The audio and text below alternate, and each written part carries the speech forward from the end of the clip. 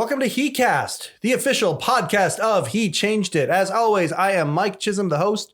I am very excited for this particular podcast because we have our first returning guest. We have teased that other guests will return, but Duffy Baker, You're back.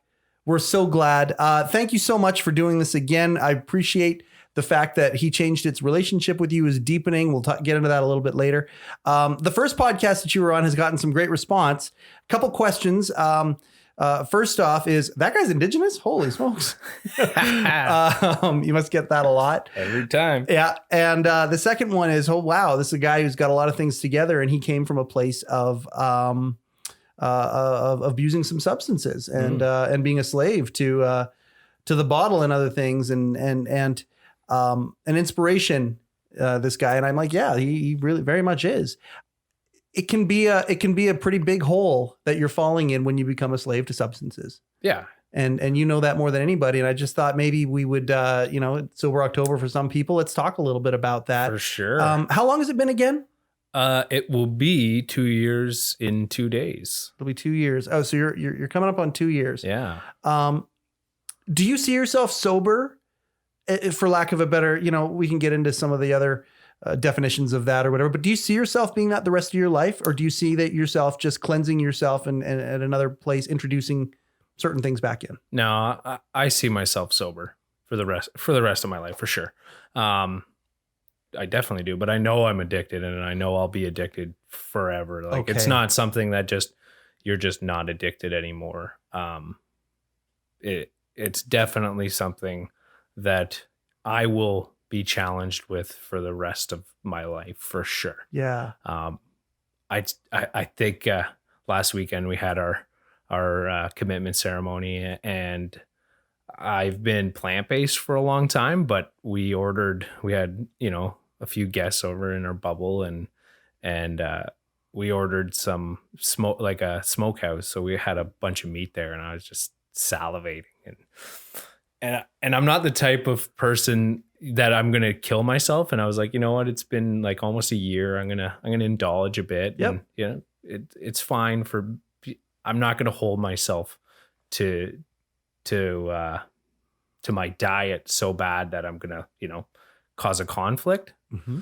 But I had a moment of realization, because when I ate some meat and some food like brisket and everything like that, brisket is good. It was so good. Yeah, it was brisket, delicious. Yeah. I went overboard though. Like I ate brisket and pulled pork and so you went nothing to a lot. I was like all of it. And I had that epiphany when I was taking the garbage out and walking back in. I'm like, man, that was just meat.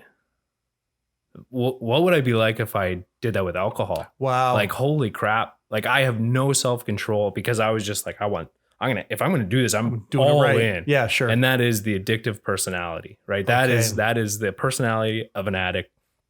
And that is definitely the way I would have done it if I, ever went back towards the bottle or towards alcohol. It wouldn't be just, let's have a simple glass of wine. It's going to be, let's have that bottle of wine and the next bottle of wine and anything else that's in front of me. Like, that's my personality.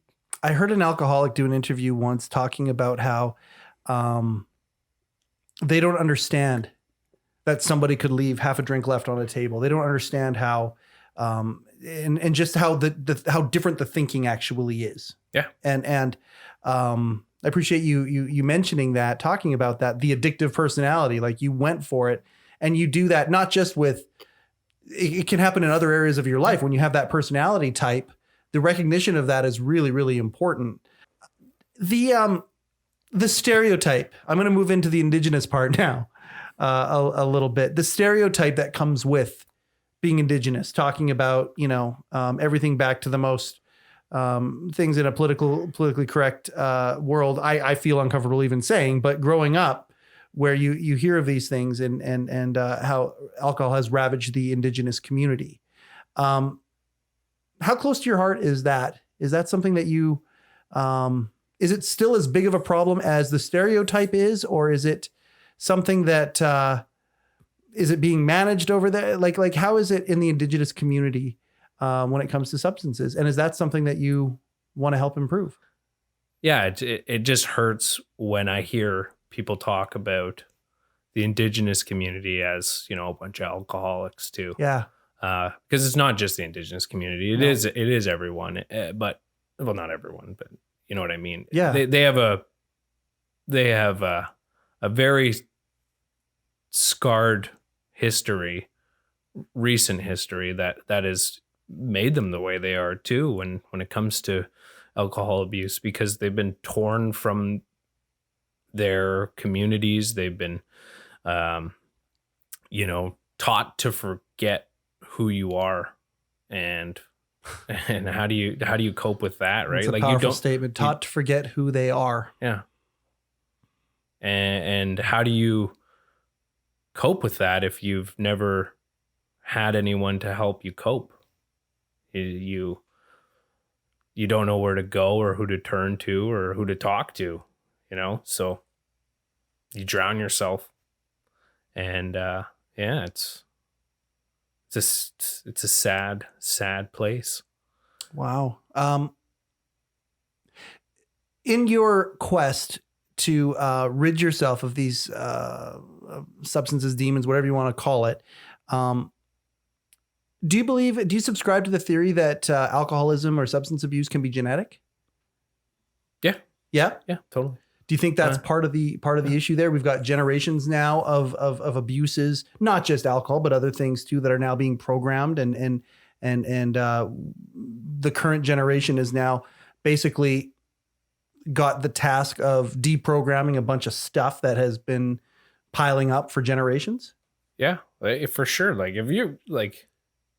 if that's what you've seen and how or like how to cope, like, it's wired. It's a predisposition that you have within yourself that you can't help unless you have an awakening of some sorts, right? Like, there's a brokenness that has happened, and we can't change history. No, we can't change the past, but we can affect the future. Of course we can.